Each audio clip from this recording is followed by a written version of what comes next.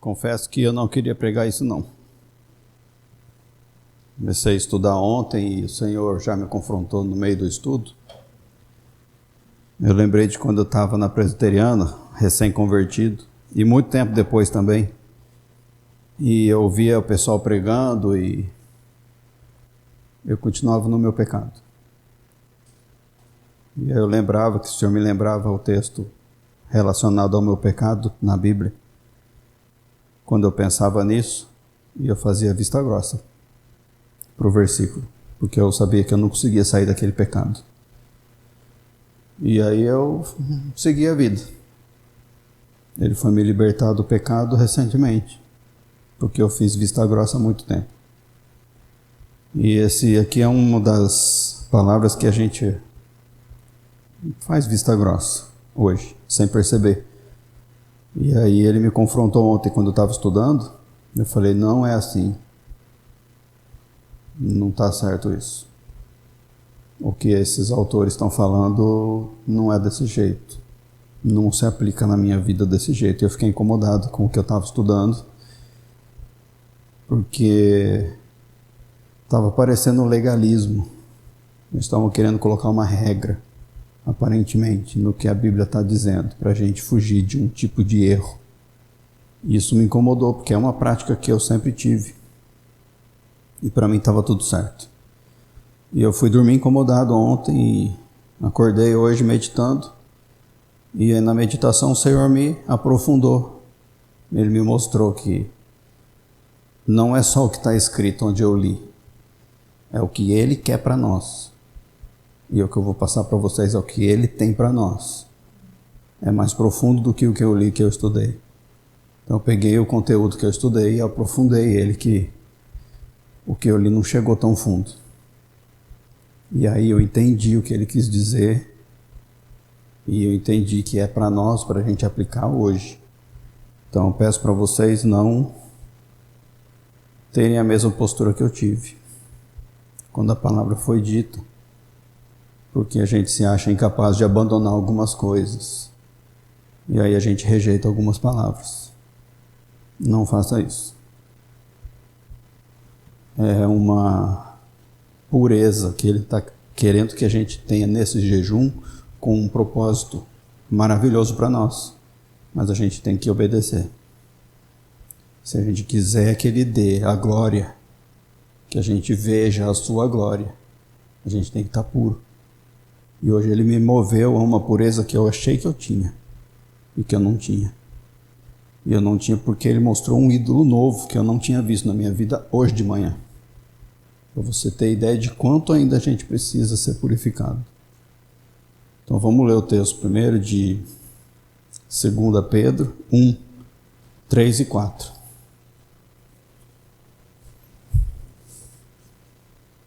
Depois que eu entendi o que ele quis dizer, eu concordei e fiquei muito empolgado para falar para vocês. Ele mudou da minha rejeição para minha empolgação. Mas foi bem difícil de aceitar. Seu divino poder, ou a sua graça, nos deu todas as coisas de que necessitamos para duas coisas: para a vida e para a piedade, por meio do pleno conhecimento daquele que nos chamou para a sua própria glória e virtude. Por intermédio destas, Ele nos deu as suas grandiosas e preciosas promessas, para que por elas vocês se tornassem participantes da natureza divina e fugissem da corrupção que há no mundo, causada pela cobiça. Nós já estudamos um pouco sobre esse texto, mas tem um detalhe muito importante que está aqui no finalzinho dele, que é a ênfase que Deus deu para nós hoje. Vamos começar pelo começo. Nós sabemos que a graça não é o poder que nos salva somente, é o poder que nos capacita a viver uma vida piedosa, uma vida obediente. Ele diz que pela graça Ele nos deu tudo que nós precisamos para a vida e para a piedade, ou seja, para viver a vida de Jesus, não a nossa, que a nossa é mortal, não é a vida, é morte. A nossa vida, ela morre, ela só vive quando a gente recebe a vida de Cristo. Então nós temos tudo que nós precisamos para a vida de Cristo.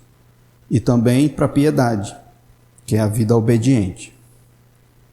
A graça nos dá tudo que a gente precisa. Tudo. Então, se Ele deu a ordem, Ele dá tudo que a gente precisa para cumprir a ordem. Ele dá. Por meio do pleno conhecimento dEle. Ele dá a ordem, dá o poder e dá o conhecimento. E o conhecimento é a gente que busca. Mas é Ele que dá o conhecimento também. É uma colaboração nossa. Ele nos deu a Bíblia, Ele nos dá o Espírito e Ele fala, busquem o conhecimento por meio da Bíblia e do Espírito que eu te dei. Então é um trabalho conjunto. Se você não lê, o Espírito e a Bíblia são inúteis. Então precisa ler. Então quando você adquire o conhecimento,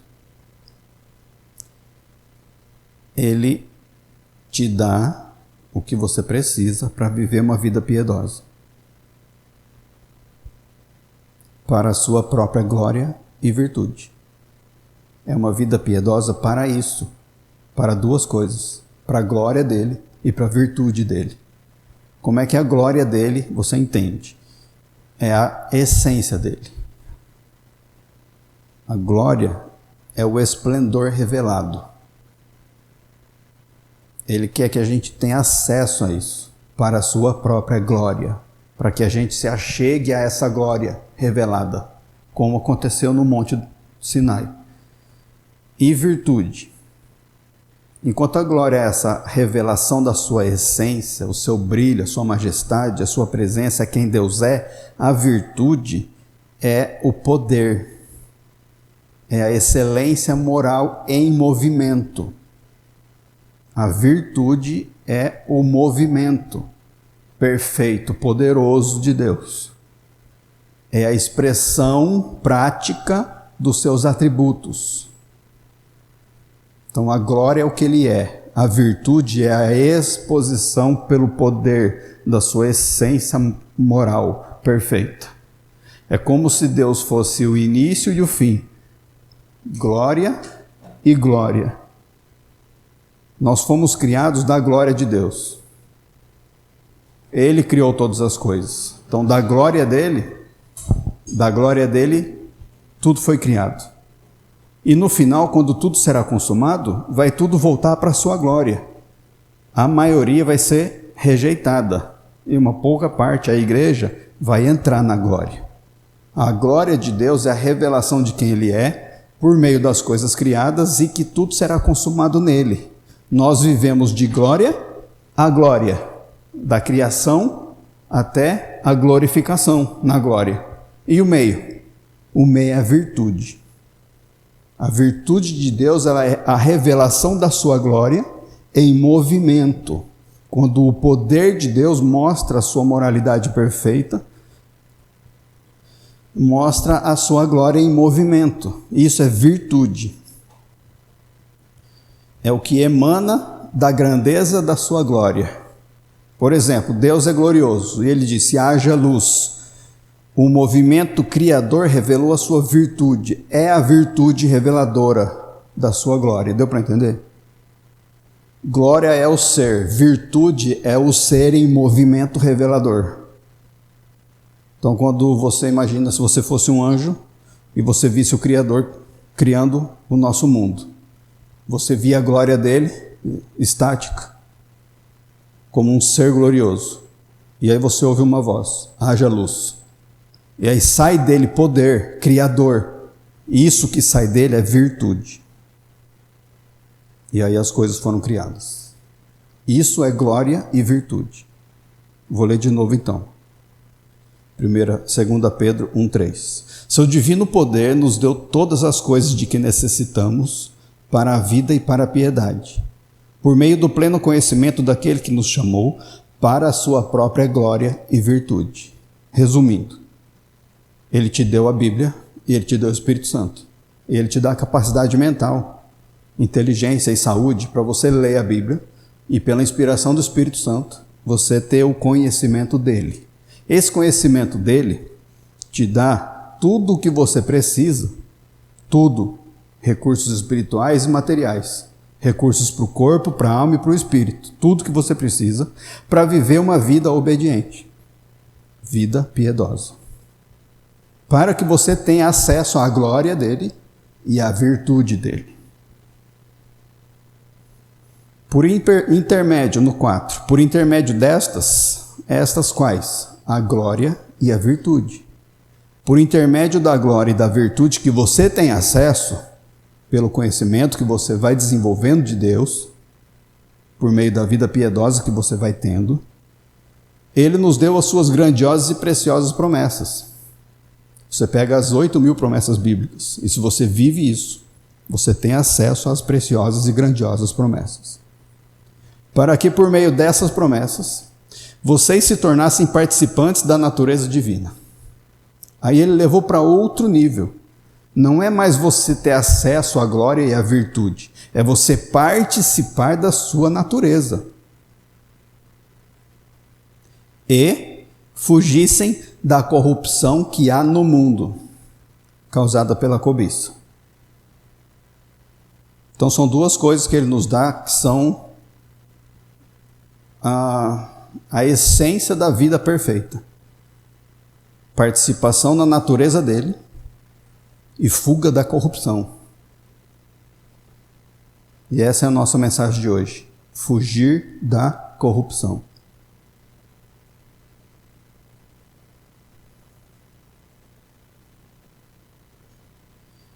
Como é que nós fazemos essa fuga? Pela virtude.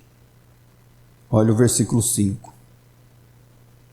Por isso mesmo, empenhem-se, é um trabalho nosso, para acrescentar à sua fé a virtude.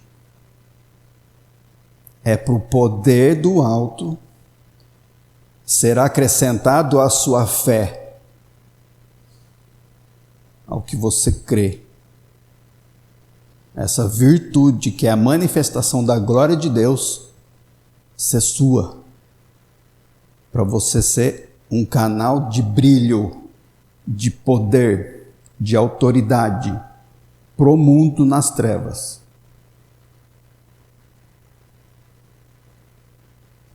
Essa vida não é compatível com a corrupção. Por isso que nós temos que fugir da corrupção. E nós pensamos que nós não somos corrompidos, mas nós somos.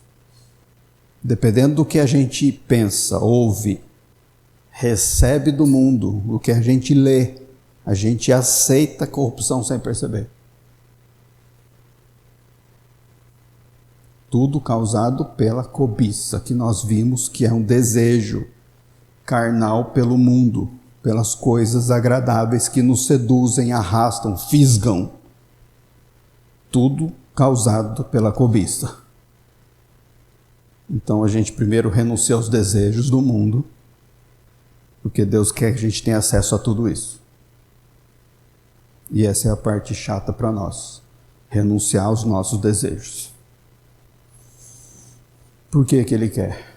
Porque como ele fez com o povo de Israel, ele faz com a igreja. Ele quer que a gente suba no cume do monte, onde está a revelação da sua glória, como Moisés subiu, teve acesso, como Israel não teve acesso. Por quê? Porque eles não abandonaram os seus desejos pelo Egito. Não estavam puros. Para você ter acesso a Deus, você tem que ser santo, puro, separado. Não estou falando perfeito. Estou falando do santo.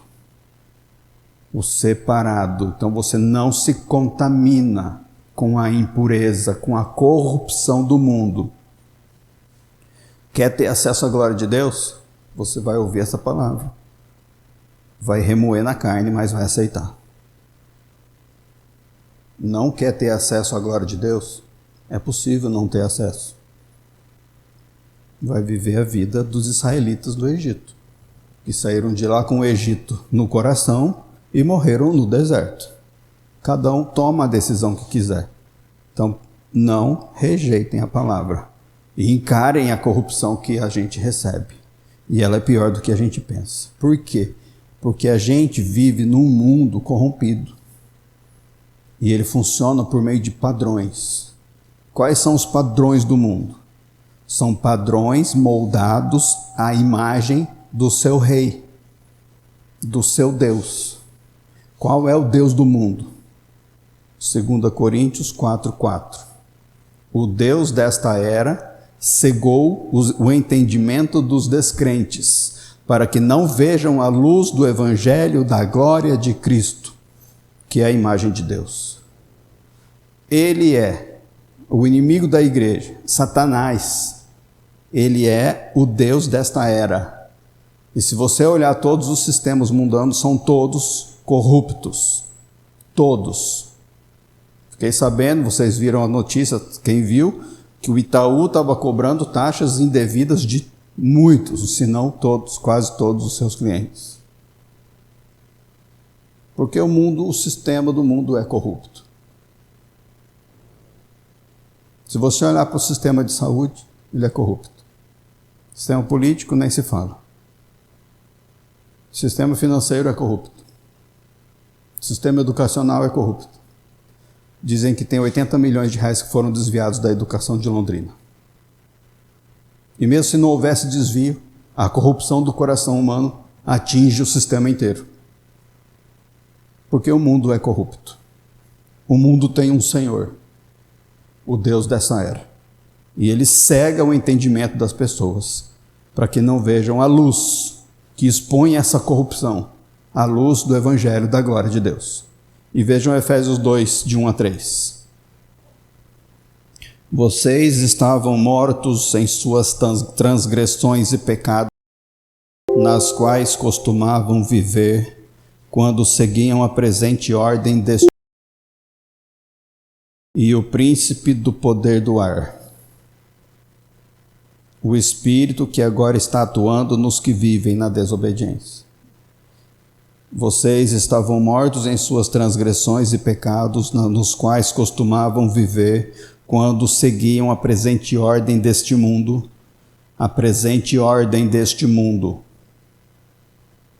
e o príncipe do poder do ar, o espírito que agora está atuando nos que vivem na desobediência. Anteriormente, todos nós vivíamos entre eles, satisfazendo as vontades da nossa carne, seguindo os seus desejos e pensamentos. Como os outros, éramos, por natureza, merecedores da ira.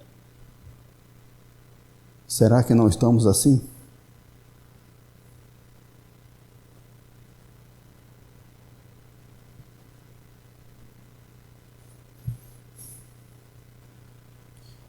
Tudo que existe no mundo, tudo, televisão, filmes, internet, pode ser usada para o bem, para Deus, mas geralmente não é. Tudo que Deus criou é bom, mas tudo que Ele criou foi colocado debaixo do Deus desta era, que corrompe todas as coisas. Eu posso usar a internet para aprender sobre Deus, como eu posso usar a internet para praticar o mal, para desejar e cobiçar coisas. O sistema por si só, ele é imune a qualquer coisa. Ele é isolado. É neutro. Mas quando entra a corrupção, ou quando entra a vida, ele é usado para aquilo. Então nós podemos usar a internet? Sim. Para o bem? Para Deus? Sim. E no meio disso sofrer corrupção? Podemos. Nós podemos usar a internet corrupta para alcançar vidas por meio da palavra viva do Evangelho, da glória de Cristo? Podemos. Então no meio da corrupção a luz entra. E no meio da luz a corrupção entra. Porque nós somos divinos, na natureza que nós recebemos, e carnais, na nossa origem caída. Isso faz parte da essência. Tá, mas se todo mundo é submetido a um treinamento maligno, maldoso, maldito, corrupto, sem conhecer o Senhor, ninguém conhece o Senhor quando nasce, e aprende a viver no mundo. Então todo mundo é treinado nisso, porque Ele é o regente desta ordem. E Ele atua em todos nós. ninguém está livre. Todo mundo não estaria livre do julgamento. Não é culpa nossa, então é culpa nossa. Porque se a gente não escolhesse a impiedade e o egoísmo para satisfazer os nossos desejos carnais, a gente não se submeteria a ele. E ele não teria o poder que tem. Mas não foi assim que funcionou. E continua não sendo assim. E a gente dá a autorização, o aval, para ele fazer o que ele quer fazer. E a gente concorda e gosta, porque satisfaz a nossa carne. Por isso, a ordem está: abandone o mundo. Deus ordena para a gente abandonar totalmente o mundo. Tem que abandonar os seus padrões e suas maneiras de viver. E é aí que pegou. Vamos ler de novo Romanos 12:2 para ele incrementar a ordem. Transformem-se pela renovação da sua mente para que sejam capazes de experimentar e comprovar a boa, agradável e perfeita vontade de Deus. E Levítico 18:3. Não procedam como se procede no Egito, onde vocês moraram, nem como se procede na terra de Canaã, para onde os estou levando. Não sigam as suas práticas. A gente pensa, tudo bem, eu não sigo as práticas do mundo. Eu não mato, eu não roubo, eu não adultero, eu tento ser honesto e bom. Não é isso.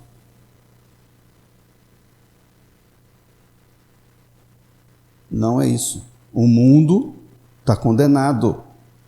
E tem muita gente no mundo que tenta ser boa. E está condenado. O bom para Deus é diferente do bom humano. O padrão de Deus é maior. Lembrando que Eva quis fazer o bem e foi morta por causa disso. Ela quis pegar o conhecimento do bem e do mal para ser igual a Deus. Isso é bom. Isso causou a morte. O bom humano é mortal. Não dá para misturar, porque o reino de Deus e o mundo seguem em cursos opostos. É contrário. A conversão é você sair do caminho e virar o oposto. Você converte para o outro lado. Você está caminhando para o inferno, contra o reino. Aí você nasce de novo, você vira filho de Deus e muda o rumo e abandona o curso do mundo e volta-se para o reino de Deus. Não tem harmonia entre os dois. Olha o que diz João 15:18. Se o mundo os odeia, tenham em mente que antes odiou a mim. Se vocês pertencessem ao mundo, ele os amaria como se fossem dele. Todavia vocês não são do mundo, mas eu os escolhi tirando-os do mundo. Por isso o mundo os odeia. O mundo te odeia? Se o mundo não te odeia, tem coisa errada. Você está seguindo o mesmo fluxo. Você está rompendo a sua natureza nova, se é que você tem. Você está seguindo o fluxo do mundo que te ama, porque você concorda e segue. Estamos juntos. As pessoas te convidam para eventos divertidos, porque você é legal? Ou elas param de te convidar porque você é chato?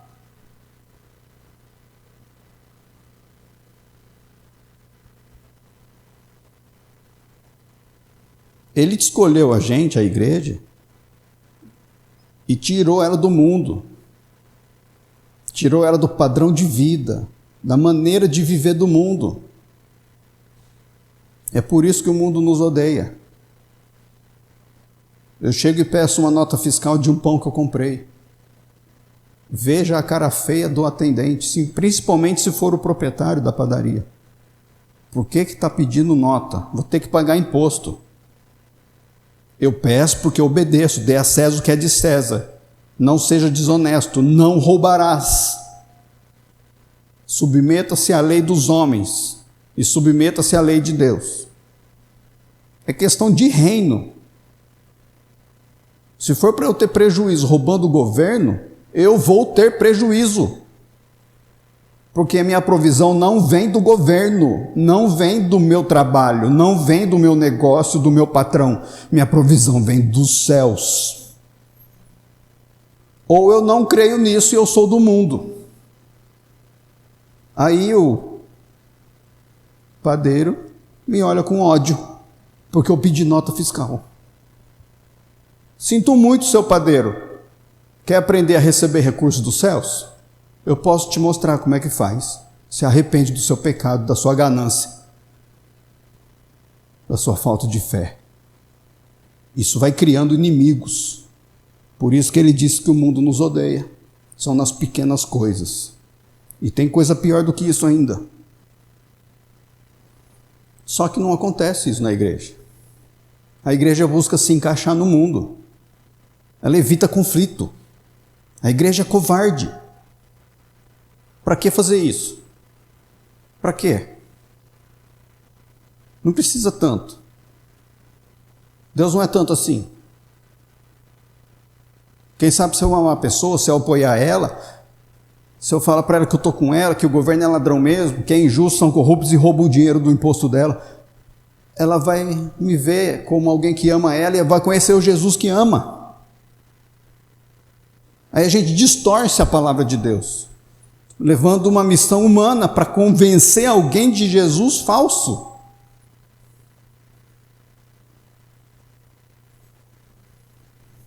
A gente se esforça demais para se encaixar no mundo. Quanto tempo eu me esforcei. A gente acha que a gente pode, a gente crê nisso. Nós podemos ter a aprovação de Deus e a aprovação do mundo. Quem sabe meu chefe me dá uma promoção.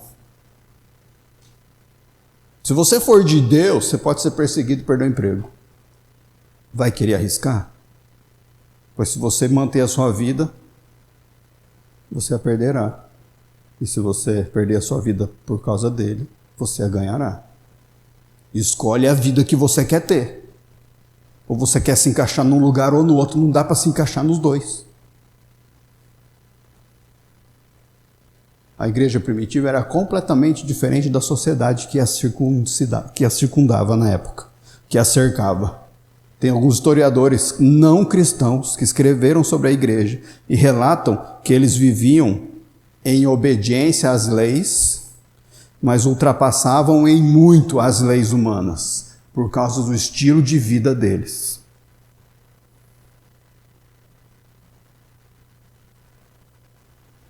Por exemplo, peço nota do pão e dou oferta para a instituição de caridade. Emito nota do que me compram e aumento a minha oferta para os carentes. Pago o imposto certinho e obedeço a Deus cuidando do pobre. Não dá para duvidar de Deus se fizer isso, porque vai faltar dinheiro. Com certeza falta dinheiro. É muito imposto e tem muito pobre. Então é preciso equilibrar, conectar, entender o reino, ouvir o Espírito e ter fé, obediente. É um passo no escuro, por fé, que pratica algo que nós vamos falar disso semana que vem. A fé tem que ter obra, senão é morta. Não adianta falar que é de Deus e não obedecer. A igreja primitiva, é relatado sobre ela que ela não tinha interesse em prazeres mundanos, esportes, diversões. Eles viviam separados disso. Não tem mais interesse. O interesse deles é na glória de Deus. Eles amavam todas as pessoas e eram perseguidos por todas elas, mas continuavam amando todas as pessoas. Nas suas desonras, no meio das perseguições, eles eram glorificados. Hoje em dia, não é muito difícil de odiar um crente. É facinho de achar um motivo para odiar um crente. É hipócrita, falso, desonesto, não pede nota das coisas, não emite nota de tudo, engana o governo, engana o cliente, abusa do fornecedor. engana o patrão, tem tudo que é tipo de escândalo em todo tipo de ministério, adultérios, roubos, manipulações. É fácil odiar os crentes hoje. Por causa de quê? Desejos egoístas. A igreja está cheia de desejos egoístas. Vivem na materialidade. Querem ter seus prazeres satisfeitos e os tesouros do mundo.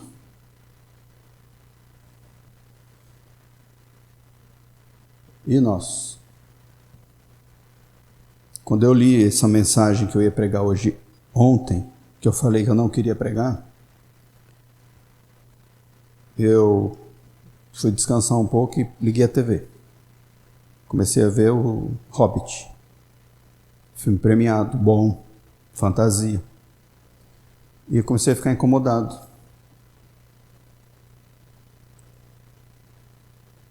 E eu entrei em conflito com o Espírito.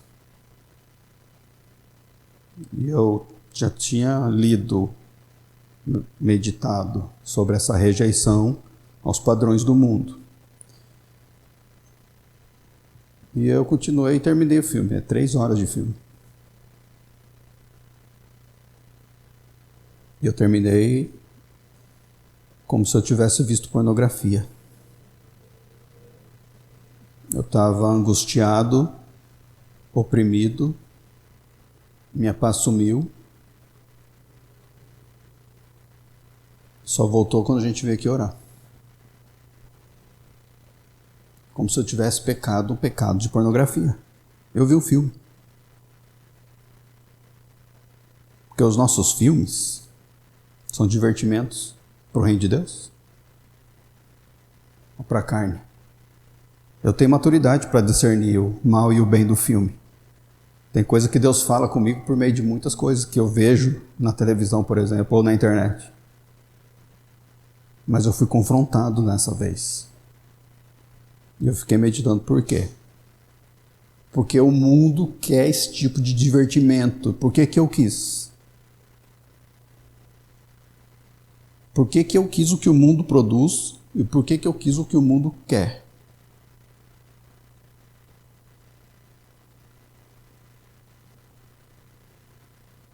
Para a igreja primitiva, o mundo e o reino de Deus são inimigos. Tem um cara que chamou Cipriano, viveu no século II. Olha o que ele disse. A única tranquilidade confiante e pacífica, a única segurança que é sólida, firme e que nunca muda é essa. Um homem se desviar das distrações deste mundo e ancorar-se firmemente no solo da salvação e levantar seus olhos da terra para o céu, a montanha de Deus. Aquele que é maior que o mundo não pode ansiar nem desejar nada deste mundo. Mas isso é muito radical. Muito radical. Mas a gente esquece que Moisés ficou 40 dias sem contato nenhum com o mundo. Ele não pediu para Deus, deixa eu ir lá ver meus amigos, já volto. Deixa eu ir lá comer um pouquinho da comida lá que estão fazendo, que é boa, daí eu já volto. Deixa eu ir lá fazer um xixi. Ele ficou 40 dias no monte. Jesus ficou 40 dias no deserto, longe do mundo.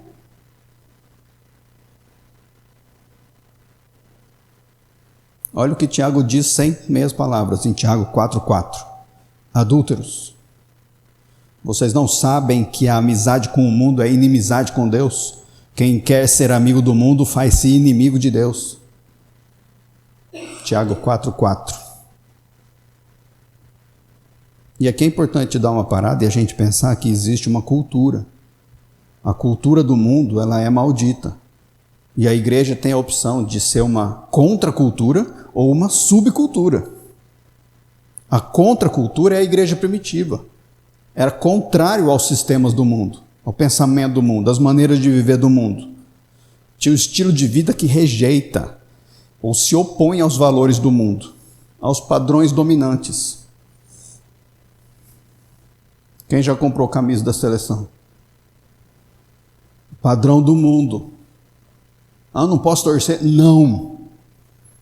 Crente não torce, crente crê.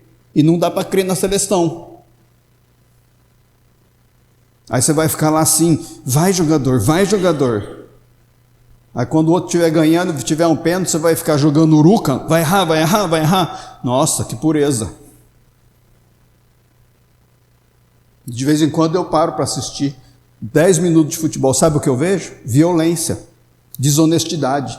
Eu quero ver, e é raro, a gente vê de vez em quando, mas é muito raro. Você vê um jogador que percebe que ele passou por uma situação em que o outro time tem a vantagem e ele para de reclamar e manda todo mundo calar a boca porque o juiz está certo de dar vantagem para o outro time. Me fala de um que faz isso. Quanto maior o título, quanto mais vale o jogo, pior fica a carne humana de querer se dar bem, independente de moralidade nenhuma.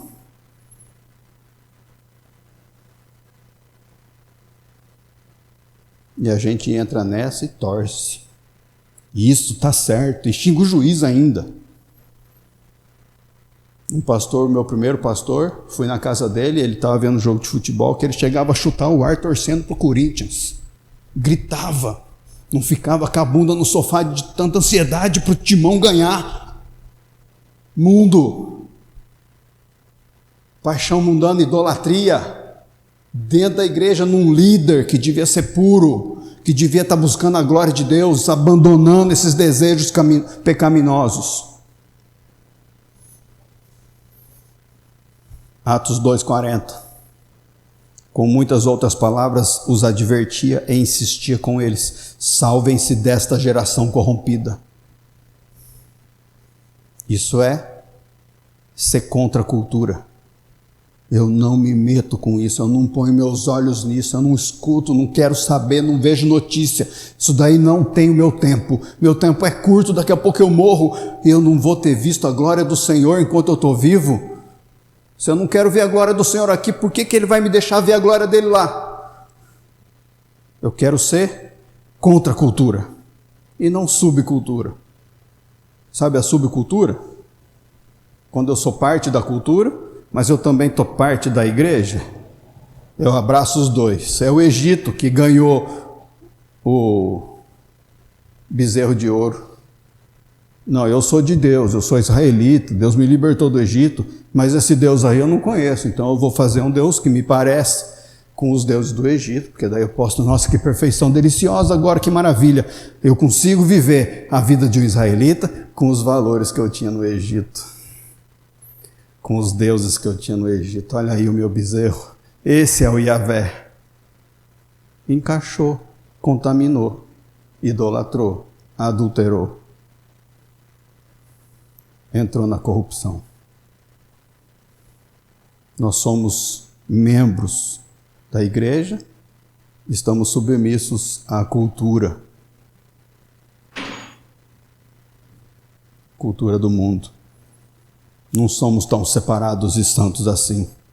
Você ainda tem algumas conexõezinhas na sociedade, dentro do seu coração. Tem muita gente que se diz conservador. Eu sou um cristão conservador. Cristão não é conservador. Conservador é quem é do mundo. Conservador é o que é contra o liberal.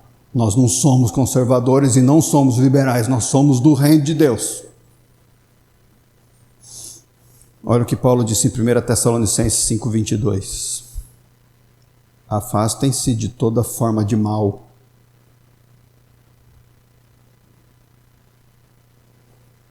Afastem-se de toda forma de mal. O que é o mal? É tudo que o mundo tem. Tudo isso é mal. Pode parecer bom, mas não é bom. Efésios 5:11 e 12.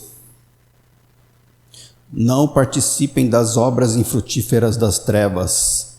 Antes, exponham-nas à luz, porque aquilo que eles fazem em oculto, até mencionar, é vergonhoso. Será que temos ouvido essas advertências? Ou a gente se deixa usar pelo mundo? Sabe qual que é o problema? É o perigo da gente se expor. A gente tem uma carne dentro da gente, uma natureza humana, militando para a gente pecar o tempo todo.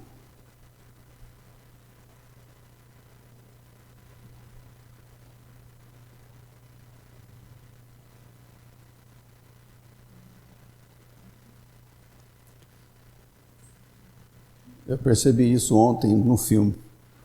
Teve uma cena em que um orc pegou um hobbit, metade do tamanho dele, totalmente entregue, machucado na guerra. Ele pega o cara na mão, pega a estaca, olha para a mulher que era apaixonada pelo hobbit e finca a estaca no peito dele com prazer. E ele morre ali, totalmente indefeso, entregue para a mulher sofrer e ele se deliciando com a destruição da vida do outro. Isso é de Deus? Isso é do mundo. Você acha que eu fiquei imune a isso? Na minha mente eu fiquei, eu sei discernir. Eu não... Sabe o que eu pensei? Que esse tipo de pessoa é o tipo de pessoa carnal, que é maldosa e quer só destruir para se dar bem, quer usar o seu poder para se dar bem, mesmo que mate o próximo. Que essa pessoa nunca vai para o reino dos céus. Eu julguei o orc. Fui religioso.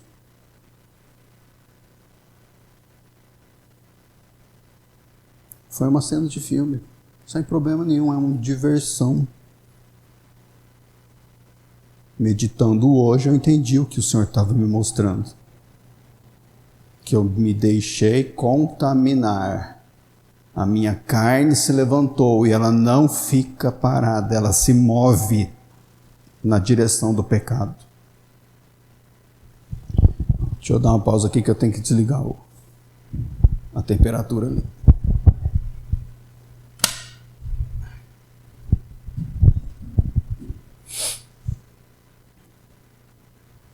Você vai ver um filme qualquer que vai te mostrar tudo que é tipo de cena.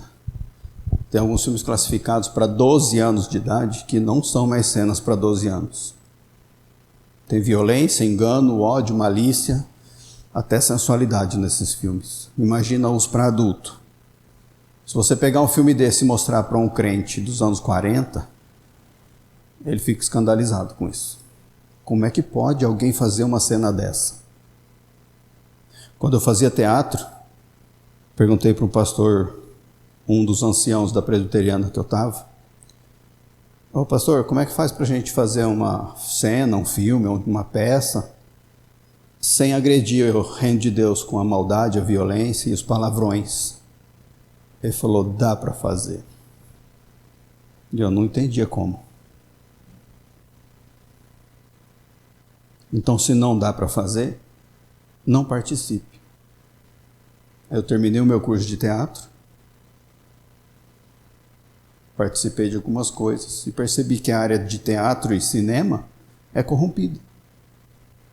Está cheio de maldade, cheio de palavrão. Comecei a fazer uma pós-graduação em produção cinematográfica. Eu queria trazer para o reino, vamos fazer filmes do reino. Igual a igreja Sherwood dos Estados Unidos fez. Tinha uma mídia forte, se juntaram e fizeram o primeiro filme. Depois veio o segundo, o terceiro, são os que fizeram o Quarto de Guerra. Eu queria fazer isso. E aí na segunda aula do meu curso de pós, foi sobre roteiro. E o professor juntou a gente em grupos para escrever umas peças curtas que a gente iria filmar e ia apresentar na sala, o nosso filminho. O primeiro cara do meu grupo que assumiu a liderança, começou a primeira frase dele. Aqui não vai ter frescura. Vamos fazer real. Se o mundo fala palavrão, nós vamos falar palavrão. Sabe o que eu fiz? Não fui mais. Primeiro dia útil, a aula era no sábado, na segunda-feira eu fui lá na secretaria e falei, quero sair do curso. Cancela a minha matrícula. Eu ia atuar na peça que ele estava montando e eu ia ter que falar palavrão. Não é para se misturar.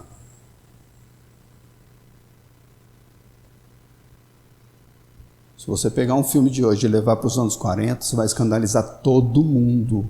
Hoje não. Hoje a gente foi tão submetido homeopaticamente a todo tipo de corrupção, que de vez em quando a gente vê um filme e tem mulher beijando mulher, homem beijando homem, você ignora aquilo lá porque é do mundo e segue vendo. Para quê? Você acha que a tua carne não se mexe?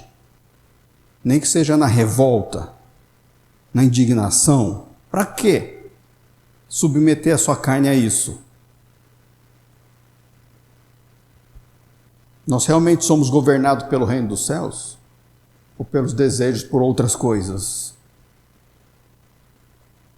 Tem um pastor que estava orando, e na oração ele ouviu o Senhor Jesus falando com ele. Sabe o que Jesus falou? Porque o meu povo se entretém com as mesmas coisas que colocaram aqueles pregos nas minhas mãos.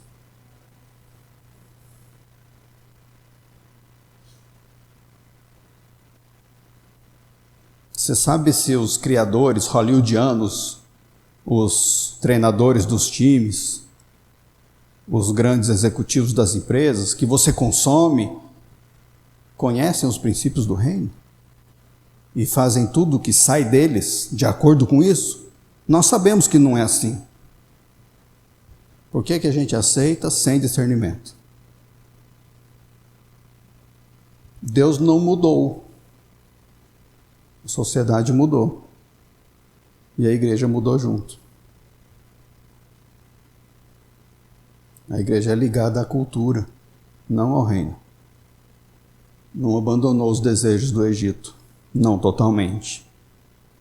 A gente vê isso no nosso modo de vestir, corte de cabelo, como lidamos com dinheiro, negócios, bens, nossa perspectiva política. Será que a gente está provocando o ciúme do Senhor? O quanto nós convidamos o mundo e a cultura para entrar nas nossas vidas e nas nossas casas? Estava no seminário um dos professores, mais de um, eles falavam, o teólogo precisa estar com a Bíblia numa mão e o jornal na outra. Porque o papel da teologia é você conhecer a Deus e aplicar Deus na nossa realidade. E a nossa realidade é exposta nos jornais. Precisa?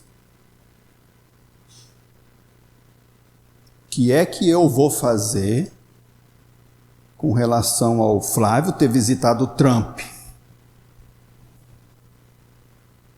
O que eu vou fazer se Alexandre de Moraes está condenando não sei quem para não sei o quê? O que eu posso fazer? Você pode orar. Para que eu vou ter acesso a coisas mundanas, com interesse no mundo, dando desculpa para orar? Eu estou curioso, quero saber, quero ver a justiça sendo feita, mas a justiça não vai ser feita aqui. A justiça é lá. Em vez de eu buscar o seu reino, a sua justiça em primeiro lugar, eu fico querendo as coisas do mundo, que elas se arrumem. Nós precisamos que tal presidente seja eleito para as coisas melhorarem. Sério? Você não faz parte do reino onde tem um rei que é maior que os presidentes?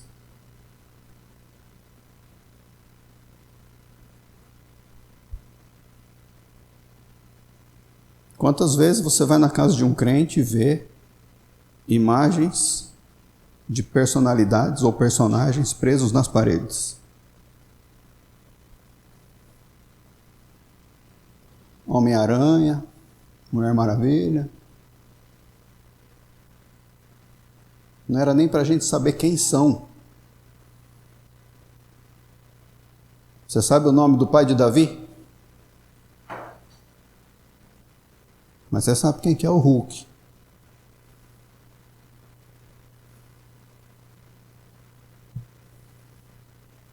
1 Coríntios 10, 21.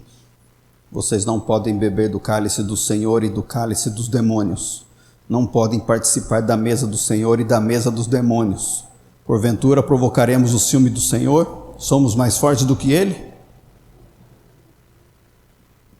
O que aconteceu comigo ontem aconteceu com outro pastor. Ele foi pregar numa igreja em outra cidade.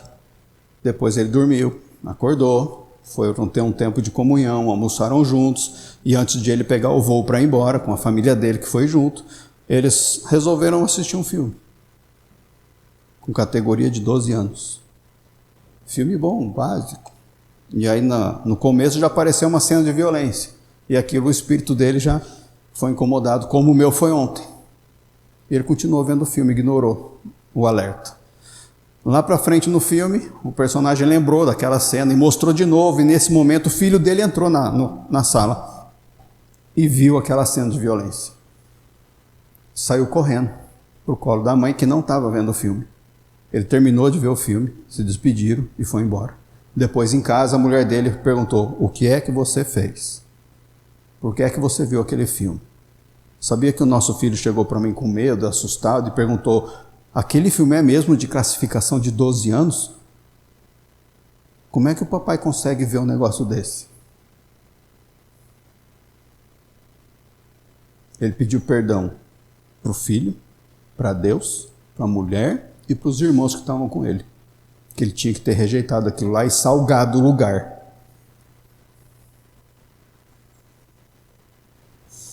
Só que a gente tem que ir além disso. E foi isso que o Senhor me mostrou enquanto eu meditava. E é por causa do que eu vou falar agora que vocês têm que não rejeitar a palavra. 2 Coríntios 6,17. Portanto, saiam do meio deles e separem-se, diz o Senhor. Não toquem em coisas impuras, e eu os receberei. A gente está jejuando para a gente ser recebido na glória, para a glória descer sobre nós, para Ele nos receber nesse lugar que ninguém tem acesso quase. Mas Ele diz: não toquem em coisas impuras. O que significa não tocar em coisas impuras? Tem um manual que a gente pode seguir, está em Mateus 5, na nossa identidade. 2 exemplos só para vocês entenderem. Versículo 21 de Mateus 5. Vocês ouviram o que foi dito aos seus antepassados: não matarás, e quem matar estará sujeito a julgamento. Mas eu lhes digo que qualquer que irar contra seu irmão estará sujeito a julgamento. Também qualquer que disser a seu irmão racá será levado ao tribunal. Racá quer dizer cabeça oca. E qualquer que disser louco corre o risco de ir para o fogo do inferno. O segundo é versículo 27. Vocês ouviram o que foi dito: não adulterarás. Mas eu lhes digo: qualquer que olhar para sua mulher sem desejá-la já cometeu adultério com ela no seu coração. O que ele está dizendo? Que Deus, Ele é tão santo e separado, ou santo, que o que nós criamos no nosso coração tem que ser protegido. O que nós temos no nosso coração pode ser um risco de impureza. Se você desejar uma mulher no seu coração, você adulterou. A nossa carne ela é tão impura que a própria carne já é uma contaminação que nós temos. Ah, mas então não dá para ser puro. Dá. A carne tem que ficar crucificada no lugar dela sempre. Não exponha a sua carne a qualquer risco. Porque ela é impura, ela não pode se levantar. Evita exposição de coisas mundanas que vão afetar a sua carne. Não, mas eu sempre pensei, não tem problema. Se a carne levantar é a carne, eu sei que eu tenho ela e eu sei que ela milita contra o espírito, mas o espírito que está em mim é mais forte que a minha carne e eu crucifiquei a minha carne. Então se ela se levantar, eu crucifico de novo. Você vai tocar na sua carne para ter que crucificar ela. Vai vir o fervor da carne. De que forma for, a carne levantando, contamina, mesmo que você rejeite. Não toque em carne impura. Olha Romanos 8:3. Porque aquilo que a lei foi incapaz de fazer, por estar enfraquecida pela carne, Deus o fez, enviando o seu próprio Filho à semelhança do homem pecador, como oferta pelo pecado. E assim condenou o pecado na carne, a fim de que as justas exigências da lei fossem plenamente satisfeitas em nós, que não vivemos segundo a carne, mas segundo o Espírito. Quem vive segundo a carne tem a mente voltada para o que a carne deseja, mas quem de acordo com o Espírito tem a mente voltada para o que o Espírito deseja. A mentalidade da carne é morte, mas a mentalidade do Espírito é vida e paz.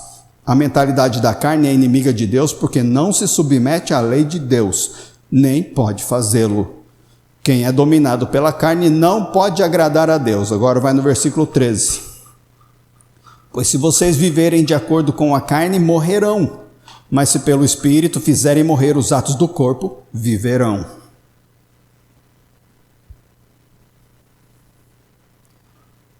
Se Deus aceitasse qualquer coisa da carne, Ele não tiraria a carne quando a gente fosse para o céu. Mas Ele vai remover a carne e ela não vai entrar no céu.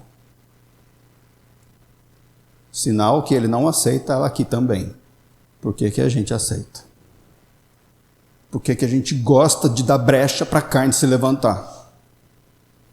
Por que que nós buscamos coisas que levantam a nossa carne? Se a carne é impura e nós somos chamados a não tocar em nada impuro, nós não devemos dar espaço para as impurezas em volta da gente. De novo, 2 Coríntios 6,17. Saiam do meio deles e separem-se. Diz o Senhor, não toquem em coisas impuras e eu os receberei. É para fugir da corrupção que há no mundo. É para livrar-se de tudo que pode tornar a gente impuro, se nós realmente queremos ver a glória de Deus. E tem uma bem-aventurança, falando em Sermão do Monte, que trata exatamente disso. Versículo 8 de Mateus 5. Bem-aventurados os puros de coração. A carne está ali no coração. E se ela está levantando, seu coração não está puro. Bem-aventurados os puros de coração, pois verão a Deus. Quem é que vai ver a glória de Deus? Os puros. Ah, mas como é que faz? Porque Jesus ele viveu no mundo, ele andou com pecadores. E nós? Ele foi missionário. Ele não foi relaxar, divertir, descansar. Ele foi trabalhar. Você vai para a festa para trabalhar. Vê esporte, vê filme para trabalhar.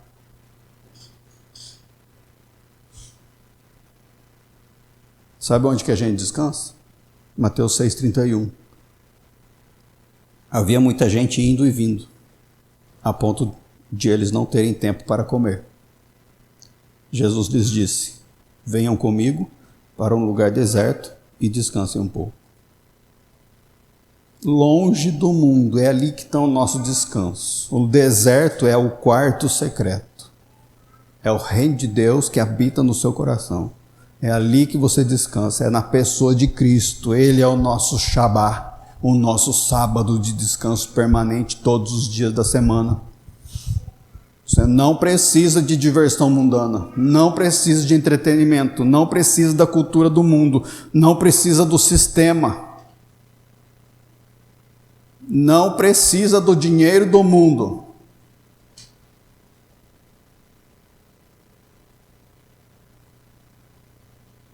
Não está dando nem para ir para a praia mais, que o povo se veste se expondo. Para que ir para a praia?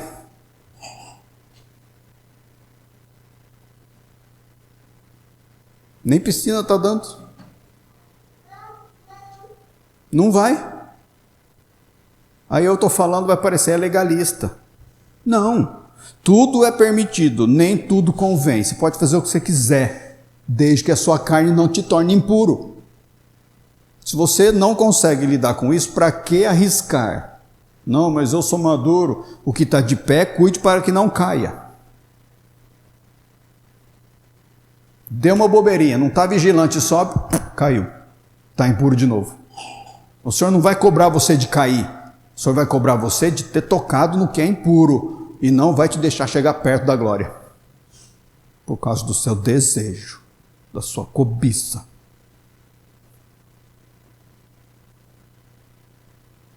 Tem coisa que dá para ver? Tem. Veja. Percebeu o incômodo? Corte. Dá para ir para a praia? Dá. Percebeu o incômodo? Sai. Não se submeta. Honre ao Senhor antes de querer se satisfazer. Tem que fugir da corrupção totalmente, causada pela cobiça. Então você tem que rejeitar os seus desejos mundanos e voltar-se para Deus. O único jeito de Ele não te deixar cair em tentação e te livrar do mal é se você se colocar no lugar certo, rejeitando os seus desejos carnais, para que o reino desça e a sua vontade seja feita. Amém? Não é fácil ouvir isso. Não foi para mim.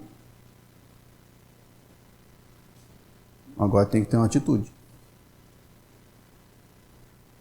E Deus falou com você nas suas áreas aí. E agora está esperando para ver o que você vai fazer.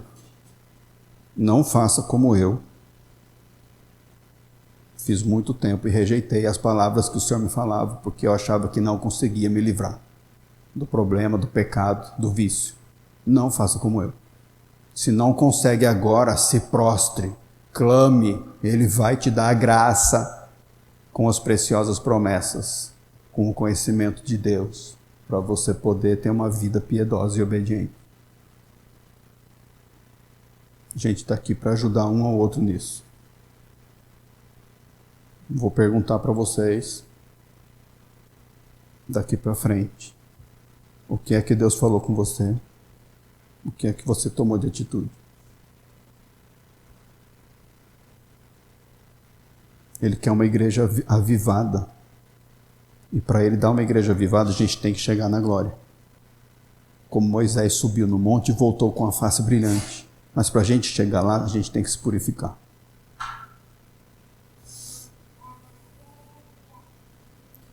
E eu tinha prometido para mim que eu ia pregar palavras básicas.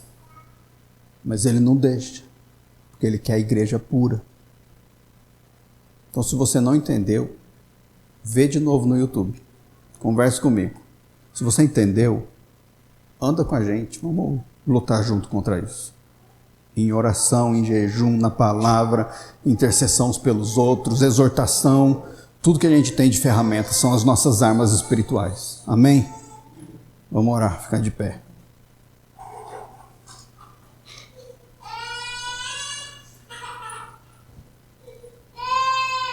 Pai querido, a gente se envergonha, Senhor. Tem tanta coisinha, tanto detalhe sutil que a gente pensa que está no lugar certo e não está. E a gente se questiona por que que tem tanta luta, por que que tem enfermidade, por que que tem dificuldade financeira, por que que não tem a paz que o Senhor prometeu, por que que teu reino já não desce de uma vez sobre nós, que estamos buscando tanto, trabalhamos tanto para Ti, Te servimos, ofertamos, porque temos esses detalhes impuros em nós. É por isso, Senhor. Em nome de Jesus, Pai, nós confessamos isso. Em nome de Jesus, nós não queremos mais isso, rejeitamos isso na nossa vida.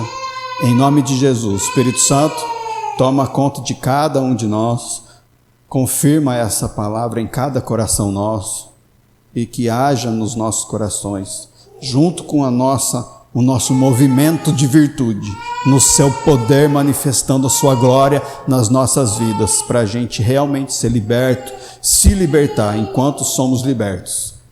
E rejeitar, Senhor, o que tem sido revelado por Ti. Nos dê poder para não dar mais espaço para os nossos sentidos perceberem qualquer tipo de contaminação. Nós queremos a pureza do Senhor para que o Senhor nos receba. É tudo que a gente precisa, Senhor. E é o que nós buscamos em nome de Jesus.